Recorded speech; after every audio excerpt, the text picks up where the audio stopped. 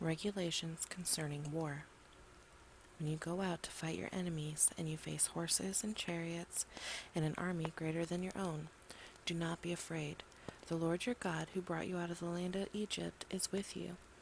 When you prepare for battle, the priest must come forward to speak to the troops. He will say to them, "Listen to me, all you men of Israel. Do not be afraid as you go out to fight your enemies today. Do not lose heart or panic or tremble before them. For the Lord your God is going with you. He will fight for you against your enemies, and he will give you victory." Then the officers of the army must address the troops and say, "Has anyone here just built a new house but not yet dedicated it? If so, you may go home. You might be killed in the battle, and someone else would dedicate your house.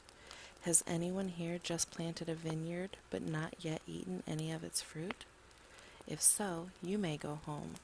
You might die in battle, and someone else will eat the first fruit. Has anyone here just become engaged to a woman but not yet married her? Well, you may go home and get married. You might die in battle, and someone else would marry her." Then the officers will also say, "Is anyone here afraid or worried? If you are, you may go home before you frighten anyone else." When the officers have finished speaking to their troops, they will appoint the unit commanders. As you approach a town to attack it, you must first offer its people terms for peace.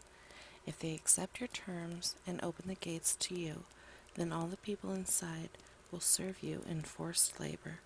But if they refuse to make peace and prepare to fight you, you must attack the town. When the Lord your God hands the town over to you, use your swords to kill every man in the town. But you may keep for yourselves all the women, children, livestock, and other plunder. You may enjoy the plunder from your enemies that the Lord your God has given you. But these instructions apply only to distant towns, not to the towns of the nations in the land you will enter. In those towns that the Lord your God is giving you as a special possession, destroy every living thing. You must completely destroy the Hittites, Amorites, Canaanites, Perizzites, Hivites, and Jebusites, just as the Lord God has commanded you. This will prevent the people of the land from teaching you to imitate their detestable customs in the worship of their gods, which would cause you to sin deeply against the Lord your God.